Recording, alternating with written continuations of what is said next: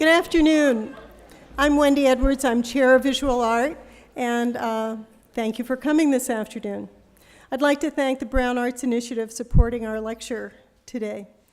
Polly Apfelbaum walks the line of painting and sculpture. Her earlier work consisted of hand-dyed pieces of velvet that seemed to melt off the wall and onto the floor, or that radiated out from an unseeable spring of color and form.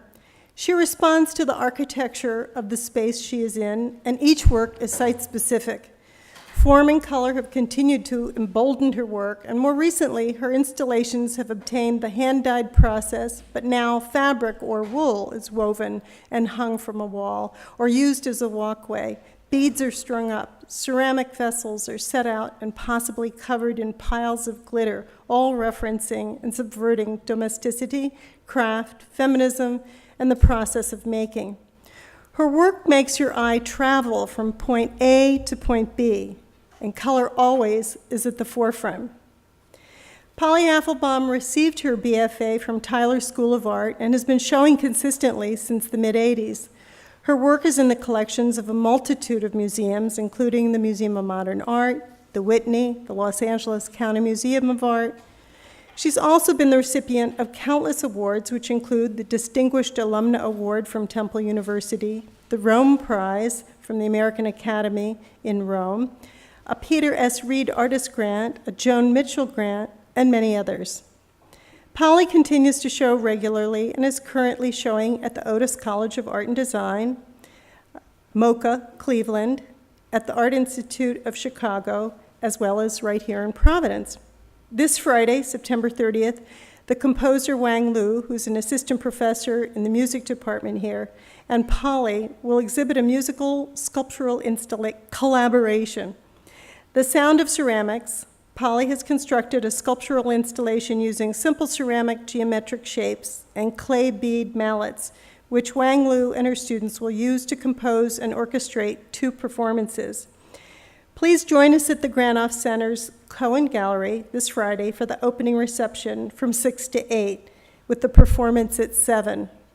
And then following Polly's talk today, please join us for a reception in the lobby. When Polly finishes her talk, she'll ask for questions, and if you could just go up to the microphone and please ask your question from the microphone, then we'll be able to hear everything. So please help me welcome Polly Apfelbaum.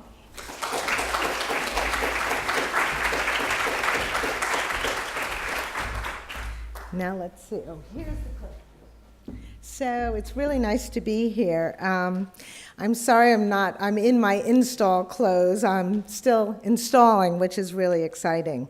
And it's really nice to see a lot of students. I've sort of removed myself from the student world, and so it's really nice to see all of you here.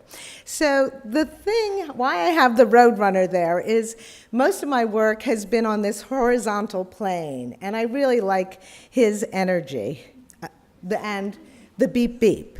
So I'm going to show you early work just so you get a sense of kind of the journey that I've gone through, and it's still continuing, and I'm still looping back, so thank you. So when everybody talks about hand, early on I was really interested in everything, in different ways of working, and just trying to figure out form.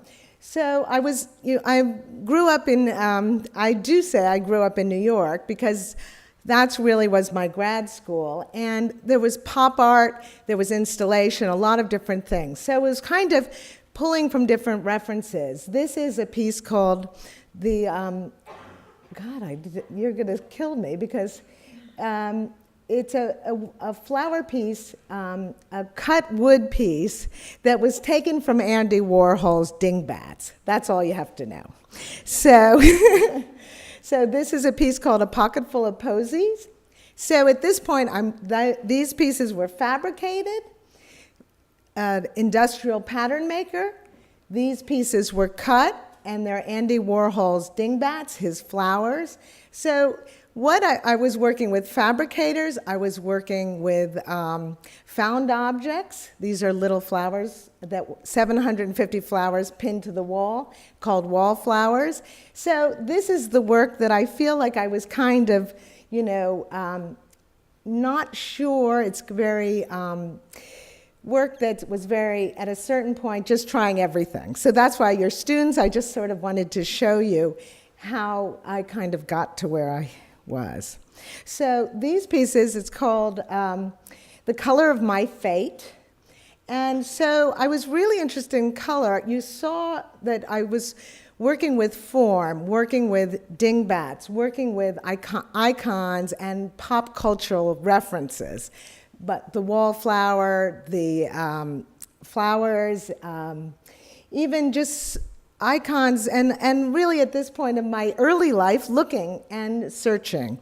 So at a certain point, I was interested in, after fabricating, found, and everything, I always called the early work a one-person group show, that I really got interested in my hand and in the everyday and the domestic. So yes, the wallflowers, yes, the piece that I forgot the name was called the Daisy Train.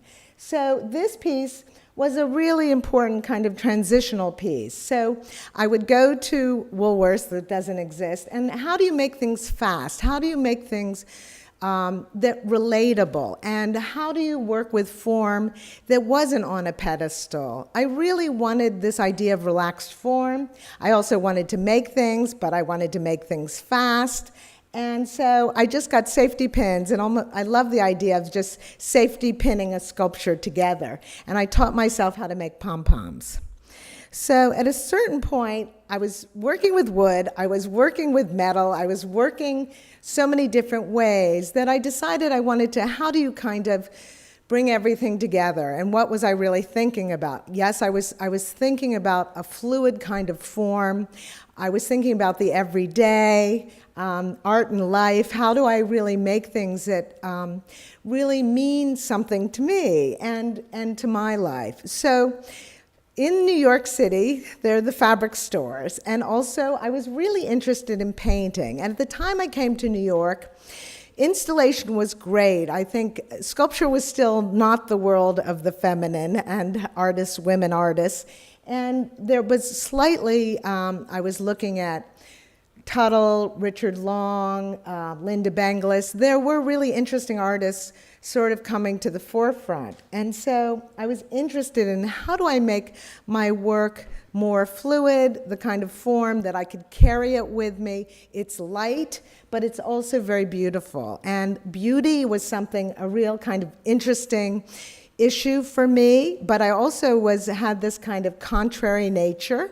And so what if I am also in the realm of the domestic and just like throwing the fabric on the wall, on the floor. So the first work, this is called The Blot on My Bonnet. I opened up bottles of dye and just started pouring it. We have here Sleeping Beauty. She was made of all the beautiful colors.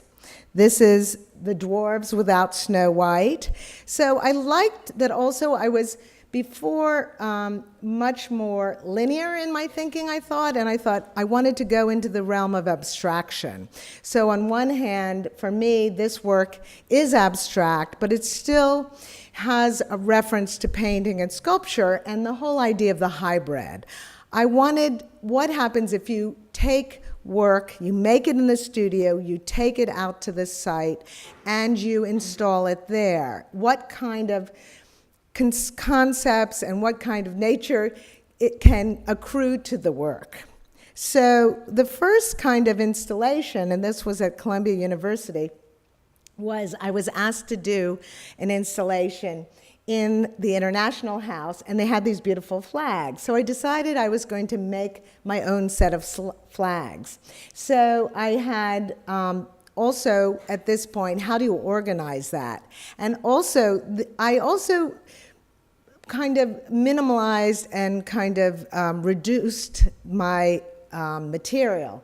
I was working with cardboard, fabric, crushed stretch velvet, sheet, and dye. So I thought, what does that kind of by simplifying form, what kind of order. So these are all the color wheel. So there were 9 sections. One section over the banner, and one section piled on the floor, and here you can see that, and then that became that. So there was one pink pile missing, but I like this idea. You had the flags, and your flags are not supposed to be on the floor. So I love this idea of kind of sneaking around that, doing something kind of irreverent. So putting something very beautiful, but also something kind of a little bit slightly irreverent on the floor. So each pile, there was a pink pile too, I think that wasn't included. So I was sort of teaching myself installation. At this point, I had worked in galleries, but not site-specifically. So this piece went to a painting show in Vienna, and just this beautiful spill on the floor, and a term that has been put on my work is fallen paintings. And I like that term because it's sort of, there's something irreverent about a fallen woman too. So here I am, a fallen painting, a fallen woman. There's something kind of a little bit touchy, a kind of cliche about that too. So at this point, the piece went onto a bed. In the early days in New York, there were art fairs. That's Elisa Yuskavich on the easel. And so they asked if I would do the hotel room. So this was the kind of art fairs that they have now. This one was it started in a hotel, and all the galleries got hotel rooms. I said I'd like the bed, and I'm very bad at making my bed, but I thought this was making the bed a sculpture, making the bed a painting. So this piece, too, in the end, got Best Bedspread in the Village Voice. So what was interesting, I was just opening up buying different fabric, going to the fabric district, and really experimenting. And so kind of learning to make things myself and creating a whole way of working. But the thing that was really interesting is that the possibilities were related to the opportunities. This was the first show I ever did in Belgium, but also in an art gallery, and it's called Wonder Bread. So going back to the early cliches, the wallflower, the woman who's not asked to dance, Wonder Bread, a logo, different iconic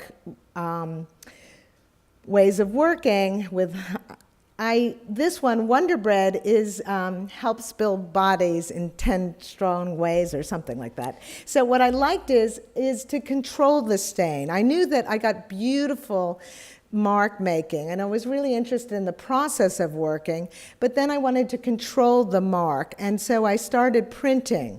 And the way I work in my studio at that point is I had the bed sheets, the thing that's not supposed to be on the wall, the thing on the floor, what's not supposed to be on the floor, and almost like this big kind of loaf of bread running through the gallery. And bread in Europe is a very cultural thing. Wonder Bread, you can squish it up and it's just this cheap thing.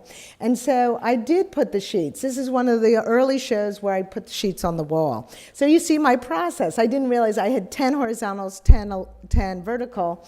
And so the sheets, you can see one is vertical, one is horizontal. This was a dead gallery. A dead gallery is during the 80s. There were a lot of galleries that were closing. And so I asked for the office. So the only way you could see this installation, and it's called ground cover, but it was really based on the idea of the seasons. So the idea of the seasons, the 4 seasons, is something that in art historical terms is very important. So this was fall, and what I wanted is you could look by the window, or you could take off the handle of the door and you could peek in, but you couldn't walk on the work. So it's almost like a very classical painting. It's the frame. I have the frame, but it's on the floor. And also it referenced abstract expressionist painting. So really at this point, I was really trying to bring in painting and sculpture and installation. This is Red Desert. This is La Ventura, and that was at Wesleyan College. And what was interesting is people thought that I knew something about fabric and dyeing, and they thought that this was tie-dye. I've never tie-dyed in my life. I was at this point really teaching myself to work with the fabric, and at this point what I was really interested in is learning about working out in the world and in architecture. So at this point, I remember I put all the pieces in my car, and then I ran out of some, and then I had to go back to New York. But all these other pieces, like you'll see, like Red Desert, this piece went into this piece. And so I was recycling everything. And then in this piece, I dyed a rainbow, then cut holes in the piece so that the floor really comes up into it. So afterwards, years later, this piece was made from this piece, and Red Desert was, it's a standalone piece. So it was interesting that this was in a painting show of women about 3 years ago in New York City. So a lot of the titles reference at this point Antonioni films, and this one is Zabriskie Point. And one of the really wonderful movies, I don't know if people have watched Zabriskie Point, but he's blowing up culture, popular culture, this huge, incredible explosion. So I love this idea of kind of blowing up culture. So at a certain point, I thought back in the work, and I love the beautiful stains. And if you'll look at the piles, the kind of early fallen paintings, and I just thought, why don't I just cut out the fat, cut out the white, and each one of these pieces, this is the first one, it's called Eclipse, which is an Antonioni film too, and it kind of circles back the end of a love affair to a beginning of a love affair, almost this kind of optimism. So for me, it was really interesting to start cutting. And I think if somebody says what I do, and I know cutting has another reference, but I cut each one of these stains, I hand dye, I cut, and then each one is individually set on the floor. So it's making a painting in a space. It's making a sculpture in a space. Again, this idea of the hybrid. So here, what was really interesting, because at this point I was asked, which was kind of amazing. This was a one-person show in New York, and I cut all the pieces, put them in 4 different boxes, and the system here is yellow, the primaries, and then I would let other colors in.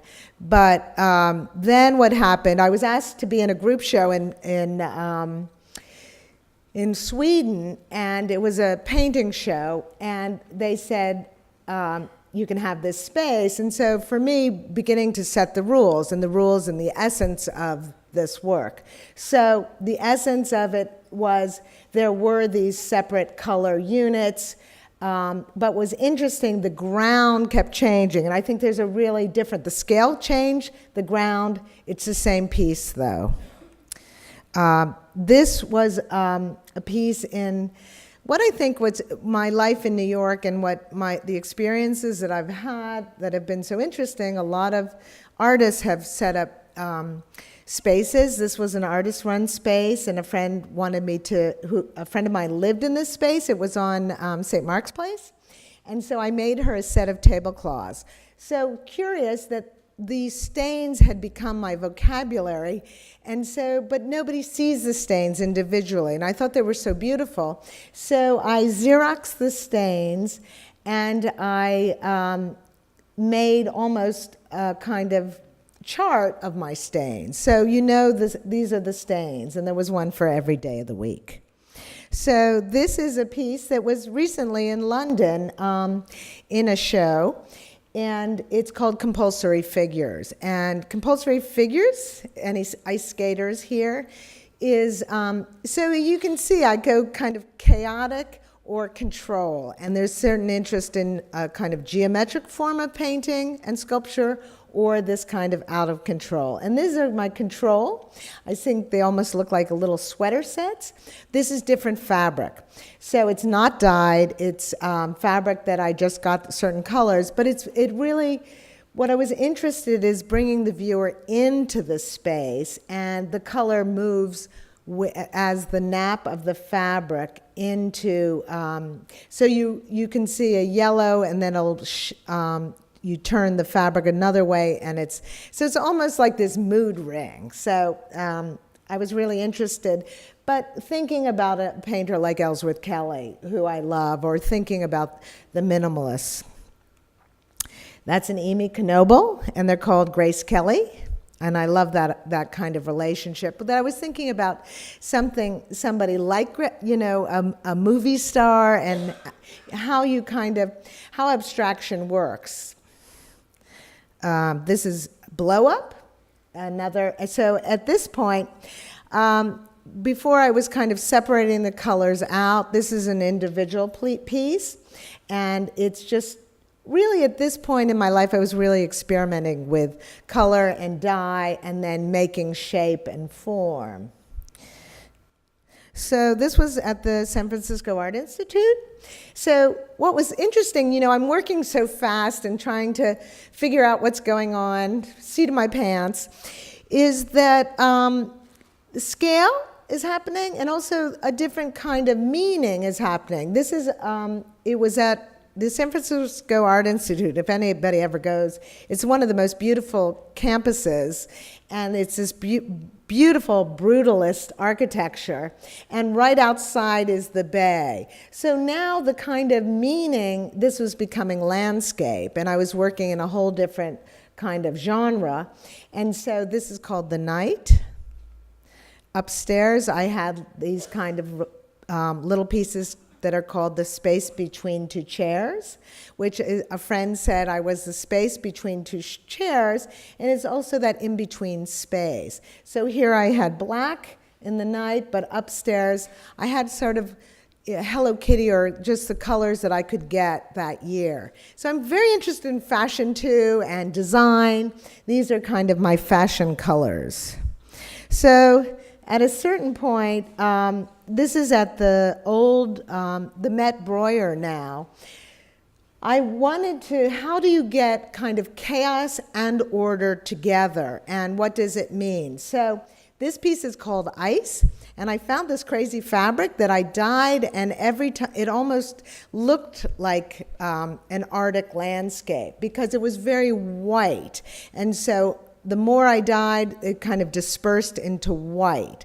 So I love that idea that in the Arctic you look and there's so many different kind of organisms and nature, and but you see nothing, you just see white.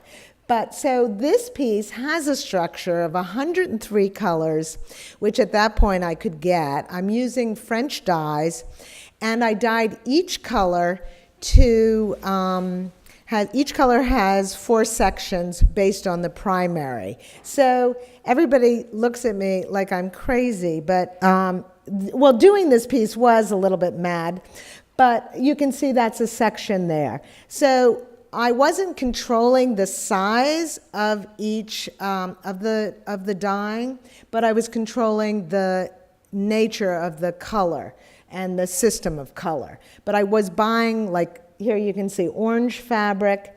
And also what I do as I'm dyeing, I always leave a little bit of the base color of the fabric so people can see that.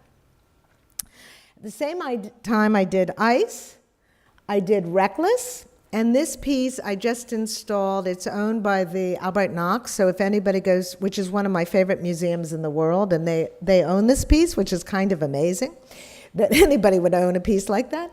But at the time, this was the inaugural show of Stephen Hole building, in Kiasma, Finland. So the amazing thing about that show was that I could take an elevator up, work on the piece down, and then people could see the piece from this venue, but they could also walk around the piece. And what was so beautiful, it was a black floor, and so it really kind of vibrated. But this piece, called Reckless, is really this kind of, I call it my garbage heap, that no system at all. So everything at the time that didn't go into ice went into Reckless. And here you can see it. It was also shown in Valencia, Spain, in a show. And then this is a piece called, oh God, you're gonna have to forgive me. I'm tired. I've been installing. But the nature of this piece, which I'm really interested in when you think of recycling one piece for another piece, is that I took the night, which doesn't exist anymore, and then I wanted to have this almost kind of ferocious cartoon figure that kind of wrapped around. And this originally was in a painting show. It was a group show piece. It's now owned by the Kemper. But what was interesting is that I really wanted to control the black. So I made 103 fingers to kind of control. And I was also interested now, I was getting certain kind of form, but I wanted line.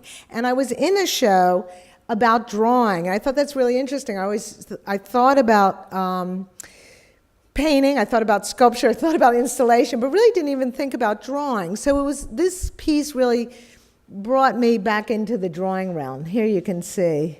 And terrible that I don't remember the name. So this was at Bowdoin College, and everybody, it's really interesting. If curators sort of want something from you, I always like to give them the opposite that they want.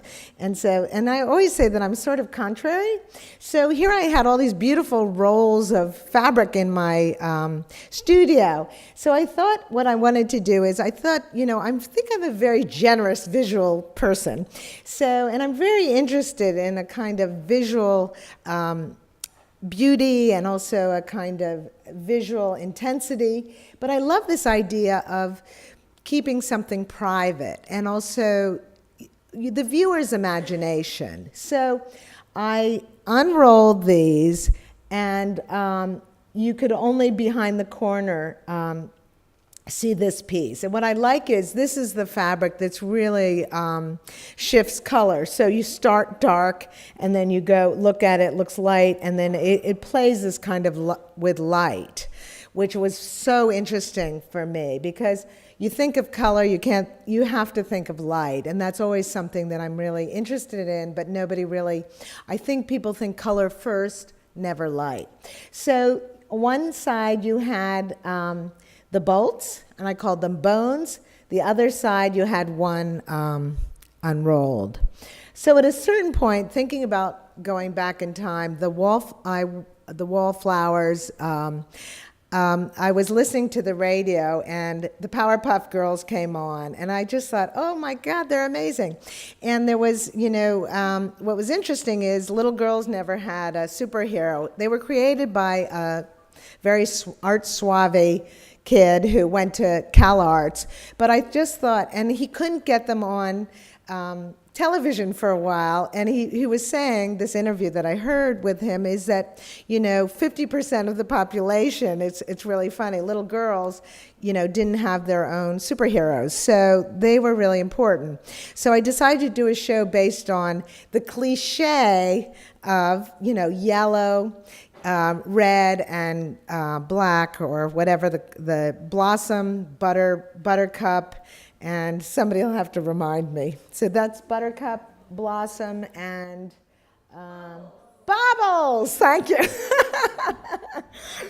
So I did a few variations. This is the leader of the pack, which is Blossom. And Blossom, all of these were systems of color, and they're not circular, but they're circular, but they start in the middle, and they follow the color wheel. So they're not a perfect circle. And also, so what was interesting, working with all this very heavy color on the floor, which I loved, it kind of felt light, but color really flew up onto the wall. So I felt like, these were superheroes that kind of the color danced on the wall. If you make, you'll see in some other slides, but that was so beautiful for me that I was filling, again, that kind of in-between space. This is Big Bubbles, so I did variations too. And in the corner, this was a show, a friend of mine who had a gallery. She's a pretty well-known artist named, that's her, everybody thinks it's me, but Cornelia Parker, who's a fantastic artist, who right now has the Psycho House on the Met. So she had a gallery with her husband in London, and they asked me to be in a show, and so Big Bubbles went there. So each one related the system of color to the color of the hair of the Powerpuff Girls. So I quickly went back to this, the idea of drawing, and these are my punk rock series, and this is called Black Flag. This is sort of another punk rocker, forget which punk rocker this is, but it was shown in California. This piece is owned by LA County, and I'm going to install it in December there. Black Flag's an LA band. All of these this was an LA band too, but I forget their name. And a friend of mine just took so what you can kind of see is it's so performative doing these, but it's a private performance, and it's a very it's like painting a painting, and it's a very intense experience. It's really hard to kind of go back in time because every time I set these up, they change. So you figure out what's innate to the piece, and you also have to kind of travel back to when you first created it, really what you wanted. And so it's an interesting, and I do walk on the work when I'm doing it. Here you can see that. So we'll go a little faster. This is called What Does Love Have to Do with It? No, it doesn't. This is Today I Love Everybody. And it's little clovers and green. So you can see, sometimes I think of my work as just big color charts. Sometimes I'll want to investigate a certain idea of color. This was green, also drawing, and these big kind of dinosaur flowers. Here you can see a close-up. So I don't glue anything down. Everything's placed and very delicate, and gravity is my best friend. So the flowers kind of come and go in the work, and my poster that you just saw is a new flower. I sort of get sick of flowers and go back to them, but they're a very interesting thing to do. So this is a beautiful image, and it was something that I was really interested in, and it was probably the time we entered Iraq. So I just thought I love this idea of kind of the power of flowers. So this was at Mass College of Art, and I got to use their giant Polaroid machine. That was incredible, the camera. And so the flowers on the wall came first, and it was a one-on-one relationship. They wanted an installation. I wanted to use their camera. So I got to do both. And so these are called Funky Specials, and this is called this is called What's Love Got to Do with It? And so the flowers were usually love titles, and here you can see I was making these in my studio and drawing them on fabric with a kind of dipper thing. And then what I loved is the kind of spill, but you always got the line. You got the stain and you got the line. And so there were white ones, and then there were black ones, and the floor piece was black, was white and black.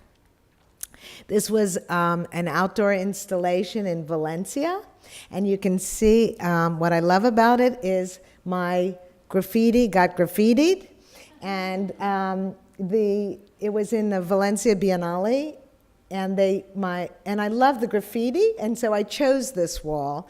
And I went with a friend. We painted, these are the early Warhol flowers that you saw in the big piece and also in the Pocketful of Posies, the metal piece. I still had the drawings, and we brought them back.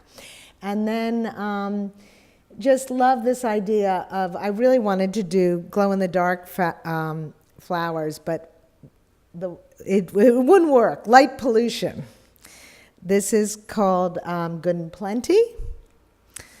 And this is Good and Fruity, and these are prints. So I'm just quickly showing the prints because in the last 10 years I've been it's been interesting because I studied painting and sculpture and printmaking, and it was really nice to come back to printmaking. And I work with these amazing printers. And so the early wood piece that you saw, sort of that almost to me looked like a big block of prints. And that's sort of, we make blocks, hundreds of them, then they're all inked, and then they're put in a hydraulic press and crushed.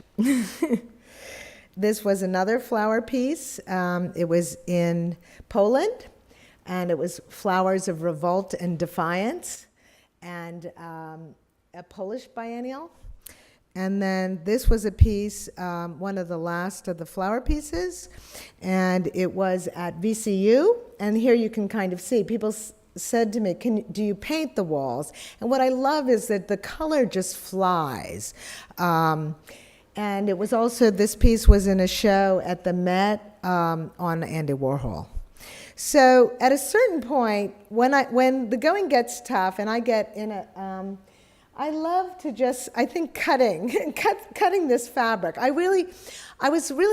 I felt hung up on the flowers, hung up on the narrative, and so really wanted to kind of get rid of the narrative and return to abstraction, which I like. And the thing is so I just bought all this crazy fabric, sequin fabric, and then started cutting it up, putting it on the floor, sort of trying to go into this zone, which I really like, of art, but not art, and this kind of not precious, and just something very fluid, intuitive, even improvisational. So these are all pictures of kind of my improv. And so then I was asked to be in a show in Milton Keynes, which is in England, and so I decided to organize the show as anything can happen in a horse race, because Big Brown in the Kentucky Derby, he came in last, he was supposed to come in first. So I love this idea. And I also liked, there's something really interesting about gambling and life. And so I decided to organize my installation. And what I did is I took the fabric to send a lot of sequined fabric that is sort of new. What I have to say is, I've worked with fabric, and what's really interesting is, it's not written, and I've worked with mostly unnatural fabrics. Sequin fabric didn't exist 50 years ago. Now all of this is this incredible technical, high, industry, and they're making the fashion industry. In the old days, people hand stitch sequins, and now I could go to 34th Street, and there's all this crazy fabric. So this is, Atlantic City is a really depressed place, so it's black. Reno is also kind of magical and full of light, and and you could see really crazy color, but I had no plan, and I just went there and intuitively set up each gallery. And this is the most colorful is Vegas, and I have been to all those places, and I've experienced each kind of, and so like this idea of each place represented, each room represented a place. So there you can see, it was interesting to me that when I was at Milton Keynes, there was a blind woman going through my show with an interpreter, and I had no idea. And I just thought it was so beautiful, this whole thing of the imagination and color and So that's why that picture's there. So this is another. This is also, this was in Switzerland. And these pieces, at the time, this one was based on a certain color palette. So each time at this point, I was just kind of, again, like the cut fabric, the early splats, where the work was made in the studio. These were made in the space, which is, let me tell you, a really intense way of working. So then, also with the sequin fabric, this was in Ireland. And, you know, I think that working this way, I work sometimes with models, sometimes I work with photographs. And this piece was based on the primary colors, and I just rolled it out. And the kind of reflection, you can even see the color jumping up on the walls. This was a brand new building. And working just very, again, minimally, but also to the max. This is Mini Hollywood. Mini Hollywood there's a Mini Hollywood in Spain, and this one was at the Yellowstone Art Museum. And thinking about large-scale installation, thinking about big sky country, also earthworks. If you're thinking, I'm a very working interior, but a lot of the large scale, I'm working at the scale, large scale, and was thinking about rainbows, the kind of color and natural color and unnatural color, and bringing that into the space. So this, what's really beautiful, you can see how the color reflects on the wall. So this is my off-color show, because this show got the museum almost got closed down. They hated my piece, so I decided to do a really radical piece.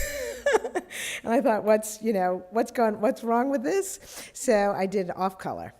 So I'm going to go a little faster. So I've been working with installation for a long time, and then sort of was interested in doing what you say you're never going to do, make objects. So I started working with plasticine and making these things called feelies. So you see a picture of the 3 pictures. There's a wonderful ceramicist who her die was called Feely. There's a painter called Feelies, and there's the Feelies, the band. So you can see that there are a lot of different influences, and I'm really interested in that idea, but also bringing it into abstraction. So I made hundreds of these, and they were shown all over. They're not cooked. They're not stable. I was using plasticine, Sculpey. So material, what I'm really interested in is I sort of invented kind of for myself the way of working with material. I also wanted to reinvent a way of working ass backwards, and I think of myself as a bad craftsperson, but really with these were not stable. And I like this idea. If you see my installations, they're very ethereal. They're there, and then they're not there. I was working with objects that are very present, but they're not stable either. So those are my feelies. So then I got to do an installation in Switzerland in a cow barn. So I make books too, and I hope to have some at the show so you can see. But I wanted to do a show in the cow barn where people got to take. I went on the computer, and I love Google Image or whatever it is, where you type in something. And so I was really interested in, right now, I think, I'm very interested in things that are experiential and that you're there. And this presence, everybody looks at art, it's on the computer. And I have this crazy notion that the computer is haunted, and it's filled with all these crazy images. So I typed in haunted house, I made a book, and I made a show. And everybody gets to take a picture, and everybody gets to walk in. You have to hike into this show. You get a poster, and you get some moonshine. And it was a really wonderful. I think these are the kind of shows that I love, that you can see it's in the most beautiful place in the world. that art, it's an adventure, it's experimental, it's also something that is essential for me to be there. And I love this idea now. Yes, I use the computer, and I use the computer a lot to make things, but I really love this, this idea of being there and being present in the space. So this was a crazy show, and it was called Color Revolts. And so I started with the feelies, then these were, if I have a close-up here. So I did a show, and a young intern of mine was opening up a gallery it was called Hansel and Gretel Picture Garden in New York City. And she said she wanted to do a show of the feelies, and I said, I don't want to do a show of the feelies, I want to do the color revolts. These are plasticine with glitter dumped on them. And I made them in the studio. I never thought they'd ever go to a show, because who would be crazy enough to show these? And so we did almost like a a military operation. When in New York can you not have potholes, not have traffic? And so we got up at Sunday at like 7 o'clock in the morning, and all these people, we transported them down 3 flights of stairs to the gallery. And it was a really wonderful show. Color Revolts comes from this notion of another dimension. And yes, some of them got bumped, and afterwards, the whole show is destroyed. So I quickly just showed that this was a show I had at the Worcester Garden a couple years ago on my work of the 90s. These are, so a major thing that happened to me 3 years ago, and we're almost there, is that I got the Rome Prize, and I got to go to Rome. And that really, a year of just looking, a year of just thinking for an artist who has just really been sort of focused in New York, contemporary culture, just to kind of let yourself go and let yourself look at other things. And I think it's really important for artists to do that. And for me, it really just transformed my being. And these were the first thing I did after I got back, and they're prints, and they're called Byzantine Emperor, the Emperor. They're Byzantine rockers and Emperor and the Empress. And you know, certain things that I was looking at, of course, it's kind of obvious. I was going to Ravenna, looking at mosaics. I was looking at Cosmati floors. Also, Fra Angelico in the monastery in Florence. So the work that I did after that, it was the work that, at first I'll show you this is what I did there. And I had a very, very beautiful studio. So everybody was like, of course, I think, thought I would be working on the floor. And I was so interested, and I never thought I was going to be working with fabric, but I was really interested in light, and I had a beautiful studio, and I just sort of wanted to have an installation that I would change and that was fluid. So these are called color stations for the kind of idea of the Stations of the Cross. I was also so influenced, again, by looking at art in churches, so this idea of contemplation. And so here it is, this crazy New Yorker coming to Rome and just really trying to slow down and also make a beautiful installation for myself in the studio, but it meant that I could go out. So I was working fast and slow, but really spending a lot of time thinking and looking. So this was in Portland, Oregon, and I started the beads and the hanging thing in Portland, Oregon, and then the first show I did when I came back was not that. So that was in Portland, Oregon. Then these are called our hand weavers. So I think that the work that I did there was very fast. I got back to New York, and I decided I wanted to hang out in my studio. I just started drawing. So this is based on a a hand weaver's, a very important book called the Hand Weaver's Pattern Book. This was based on a book, it's wallpaper, and this is all after Rome. So it's been an incredibly productive time. I thought in Rome, I maybe did one installation. I did one thing, that's the color sessions and the beads. Everything now is after Rome. This is called Every Color Under the Sun. It's a book that I found, an early 1779 book that was an early Pantone color book, and then we drew the system of the colors on it. And then what happened is the rugs.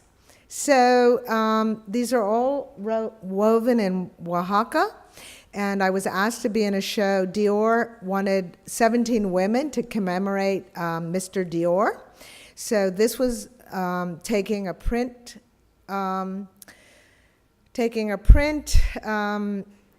here it is. Okay, taking a print system and Dior's logo, which is a houndstooth. So when I got back, and that was started before I went to Rome. So when I got back, and these slides are not in order, what I was giving a lecture, the last lecture I gave before this one, at Temple, where I went to school. And in Philadelphia, I always showed this slide because it really was influential to me. It's Jean Davis, and it was the world's largest painting. The world's largest painting, and in front of the art museum. And I thought, God, what a hybrid, what an incredible sculpture. So we decided to weave the rugs and make it outside inside. So this was my For the Love of Jean Davis. And there you can see my feet and Dan, my assistant, and we wove Jean Davis into the rug. So he's there in spirit. And we also did the wallpaper. So I came back, and now I'm working sort of all these years trying to understand the floor, except for maybe go back way in time where I had the sheets. Now I'm trying to incorporate everything. The wall, the in-between space, the floor, the rugs. And also it was great. Now people can be in my work, on my work. This is for Vermont, and it was my this is a hippie wallpaper and hippie rugs. This was at the Everson Museum, and I used their ceramics collection. So bringing in now, again, collections I was asked to bring in the collection in the room. So one of the biggest installations, this was in Belgium, and this is sort of shows you how I plan these. So I'm not a total Luddite, I do work on the computer. And earlier on, when I first did rugs about 15 years ago, it was 1-to-1, and you had to make a drawing. So this piece is called Red Shoes, Blue Something. There you go. I'll quickly go because we're going on. So you can see that what's been really exciting for me is to kind of bring people into the environment. And so since I've been back too, whereas I was working with the Feelies, now I'm doing ceramics. So ceramics, weaving, all over the place. And these I consider little paintings, and each one has a name for a person. And this was For the Love of Jean Davis at the Everson, a Morris Louis painting. There you can see people are allowed on the rugs. And I'm going to go really quickly. So I still do, my hand comes in and out. These are snails. And what I really want to come to is we're going to go quickly because this relates to what I'm doing, the beads. So I started making ceramic beads, and they're the in-between space. So it really did come from Rome. So many things hanging in churches. You think of worry beads. You think of rosaries. So I make these. They go in installations. They go into two-person shows. And this is Otis. So here we're almost done. This is contemporary. So I installed this a week ago. It opened on Friday. It opens Saturday night. And so you can see that right now, ceramics, rugs, beads. It's all there. This show is called, oh God, Face Geometry, Red Eyes. Red Eyes is a band, Face Geometry. The pieces in the back, early wood pieces. You saw the early wood pieces on the floor. They're 1988, and they were, what's interesting to me is putting an older work so that I have come for a circle. So the eyes, this idea of looking, the faces, the heads, and there you can see a little bit of a close-up.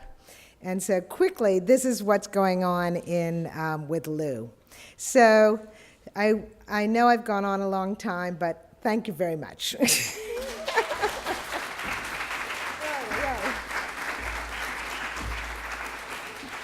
That's what happens when you've been making art for 30 years. It's hard to get it all into whatever. So if anybody has a question. I've got a question. Okay. Thank you very much. A wonderful retrospective of your stuff. Oh, God. It's terrific. One is a comment. I thought it was sort of ironic that your Wonder Bread show was in Belgium. I mean, I got the reference right away. I grew up with Wonder Bread. And, you know, it was, in those days, it was packaged in wax paper with all those, you know, yellow and red dots. Now it comes in plastic bag. But I think that might have been lost on the Belgian population. Unless you had, did you bring some over? I didn't. No. But the thing is what I liked is it's the primary colors, and somebody said it was my Mondrian in dots. Ah, well. So even that's not Belgium. It was, I think that for me it was really interesting to use the primary colors that's so universal, so that when Wonder Bread, which is about wonder, and I love that idea of it's so not wonder, that that's what I loved about it. So I hope they did. I think they liked the show. Then I have a mechanical question. When you sell one of these fabric installations to a museum, do you deliver it in boxes and then? Yeah. And then you install it if they're going to show it. Do you have some kind of a template? No. Are the pieces? No, and So- you know what? It's getting a little bit complicated because I tell them I will install them if I'm around, and I've had some bad experiences recently. If people have to contact me, and it's really nice. When I'm dead, well, who knows what's going to look like. But people have installed those pieces without me, and most people who work in museums are artists, so my faith is there. Right. But we really document, and I'm also one of the reasons I was at the Albright Knox is so that they could document me doing it. And so, and I can try, but I really don't want to have templates because that's against the nature of the pieces. The pieces are really, I don't want to drive anybody crazy. I drive myself crazy, and doing that piece, I didn't remember how big it was. It was insane. It was really hard. Physically, they're really hard to do. And so I know there are problems, but the wonderful thing for me is that those pieces, which I never thought would be in collections, are all in collections. And that's the nature of art. That's the nature of contemporary art. The museums have to step up to it, and it's fantastic that they have. And honestly, I didn't go into it to have people, you know what, maybe if I'd been smarter, I would have made something on the wall. But you know what?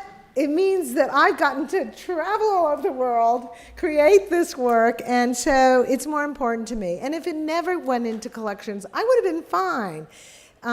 So. Thanks.